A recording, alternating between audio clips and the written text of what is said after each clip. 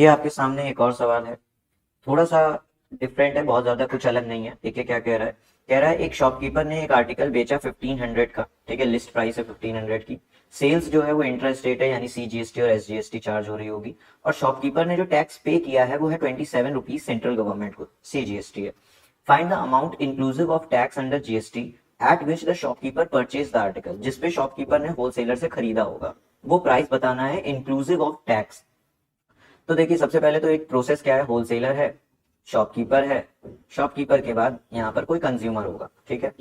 कह रहा है कि लिस्ट प्राइस पे, शॉपकीपर ने लिस्ट प्राइस पे ही यानी 1500 पे ही जीएसटी चार्ज करके किसको बेची है, कंज्यूमर को बेची है, ठीक है। तो सबसे पहले तो यहाँ से हम लोग क्या निकाल लेते हैं कि इसकी आउटपुट जीएसटी कितनी है, ठीक है। तो अगर मैं आउटपुट जीएसटी की बात करूंगा तो आउटपुट जीएसटी हमारी हो जाएगी ये 18% ऑफ 1500, कैंसिल किया तो 15 8 120, 12 15 1 15, 270। तो 270 रुपीज की हमारी क्या हो रही है, आउटपुट जीएसटी है। इसी में अगर मैं इसको बांट दूं सी जीएसटी और एस जीएसटी में, हमको यहाँ पर सी जीएसटी से मतलब है क्योंकि सेंट्रल गवर्नमेंट में कह रहा है, तो सी जीएसटी यहाँ की आधी करेंगे तो इसका आ जाएगा 135 रुपीज। ये अमाउंट जा रहा है सी जीएसटी का। सवाल ने ये दिया है कि जो टैक्स लाइबिलिटी है, जो टैक्स लाइबिलिटी पड़ी है एक शॉपकीपर को, वो पड़ी है 27 रुपीज की। अब टैक्स लाइबिलिटी सब जानते हैं क्या होता है, output minus input equal to 27 rupees. Output हमें दिया गया है 135 रुपीज, तो इनपुट जो हो जाएगा, इनपुट जीएसटी जो चार्ज करी गई होगी वो होगी 135 माइनस 27 रुपीज, यानी कि अप्रॉक्स आ जाएगा 15 में से आपका 7 गया 8, तो 108 रुपए की आपसे क्या करी जा रही होगी, इनपुट जीएसटी चार्ज करी जा रही होगी शॉपकीपर से, ठीक है। आई होप सो यहां तक क्लियर है। अब ये जो इनपुट जीएसटी है ये केवल इनपुट सी जीएसटी है, ठीक है। और अगर 18% का टैक्स लगाया जा रहा था तो इसमें 9% क्या होगा, सी जीएसटी होगा, और 9% क्या होगा, एस जीएसटी होगा। यानी कि किसी प्राइस पर मान लेते हैं कि वो प्राइस क्या है, एक्स, उस प्राइस पर अगर उसका 9% निकाला जाए मार्क प्राइस का, तो 108 रुपए के बराबर आता है।